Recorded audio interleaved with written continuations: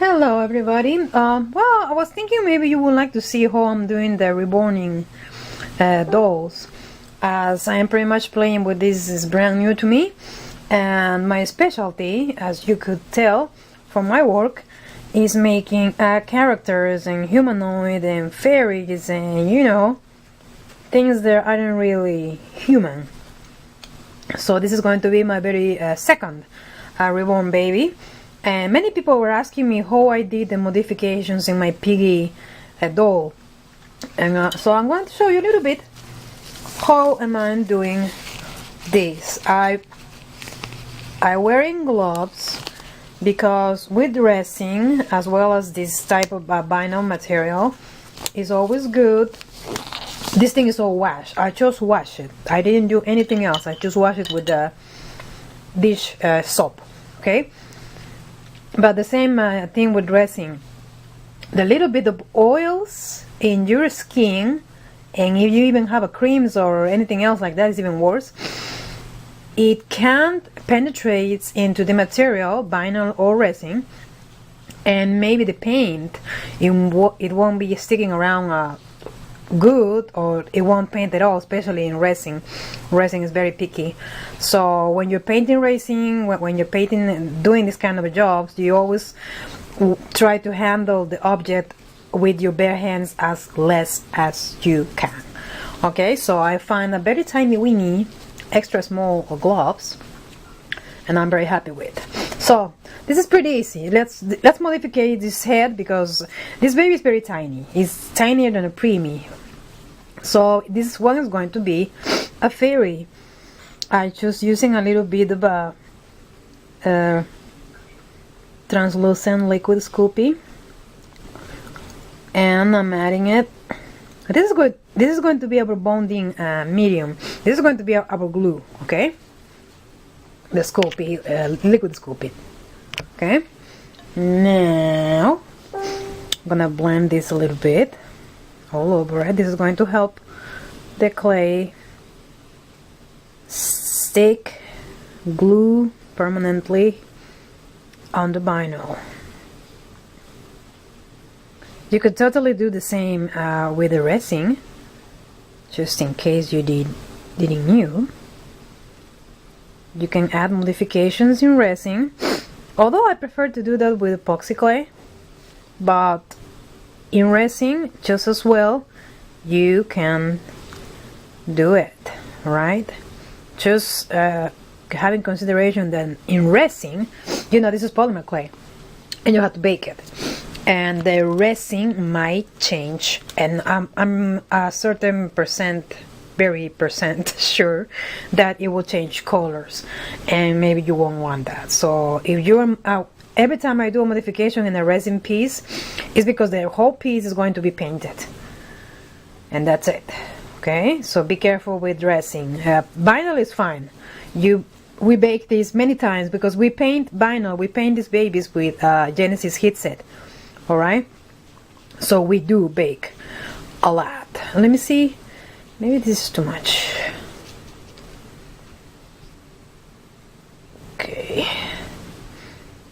Maybe if it's not, I'll just add more, or as much as is needed.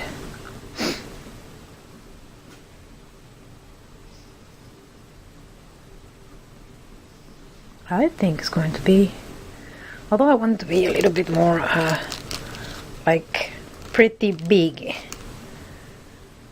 ears.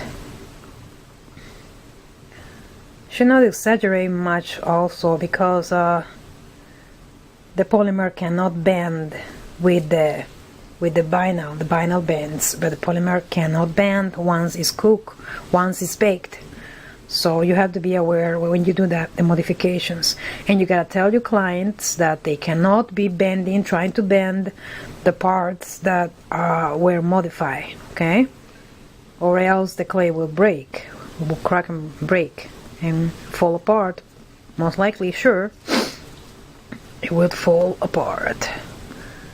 So now you know. I'm going to put a little bit, just smear a little bit of the TLS on the back. And you see, it's mostly like that. I should be doing the two at the same time. I should be. That's because it's my rule of thumb. I always do ears and hands and feet together at the same time. All the couples are done together, or else I won't find my way around, and one is going to be very different than the other one. That happens always, many times, but it will happen 100% if you do one first and then the other one later.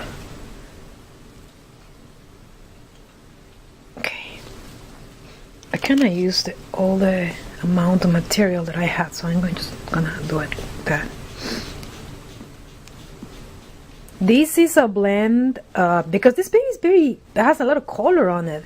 I'm gonna have to neutralize this vinyl because I want it to be pale. Actually, it's a fairy, it's a fantasy character. It's too peachy. I don't know. It has too much color to me, and it looks very like a toy. I don't like it, but to try, I still had to try to match the polymer clay to the vinyl. So I did a big mix with the Living Doll, the baby color. Yeah, the baby color, if I'm not mistaken.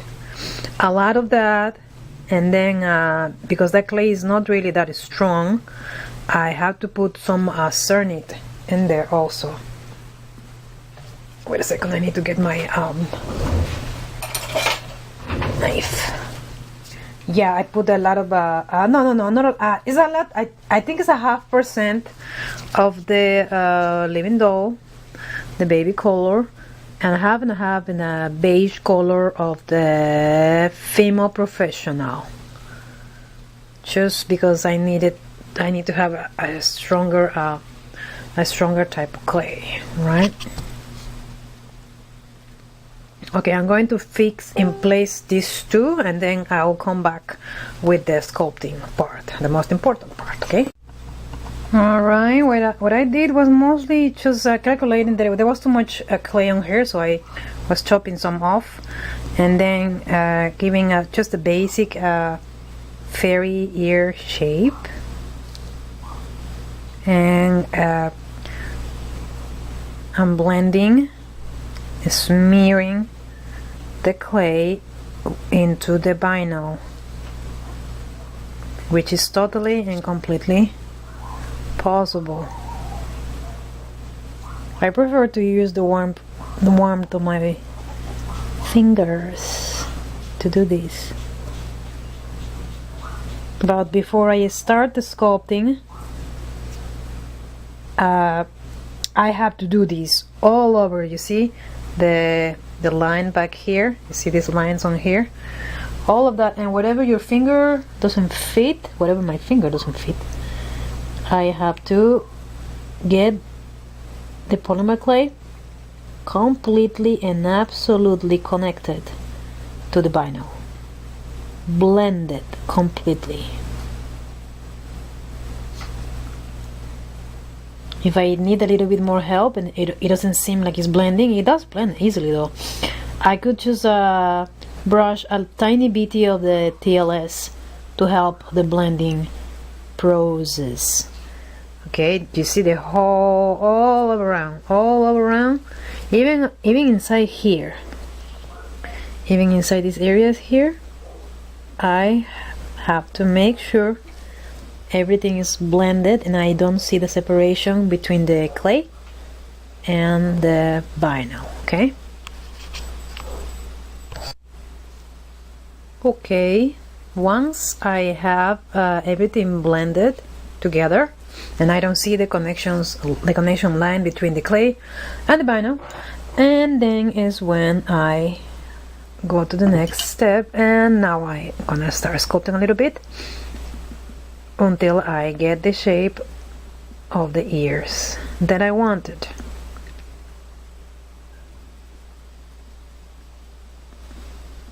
Including all the mini parts of the ear itself.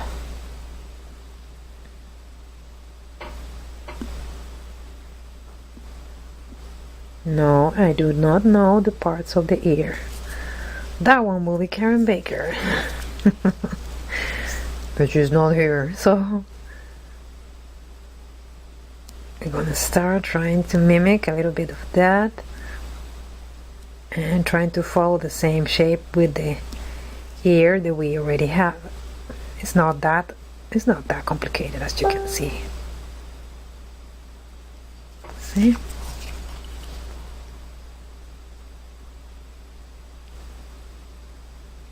Yeah, I'm always going to be comparing side to side, just to make sure they are in the same. Oops, make a scratch on that. This clay is, because of the living doll, this clay is pretty soft, so I gotta be extra careful when I'm working this. I can deform something very fast. A little bit there, and probably a little bit of a hole here. Tiny bitty hole here.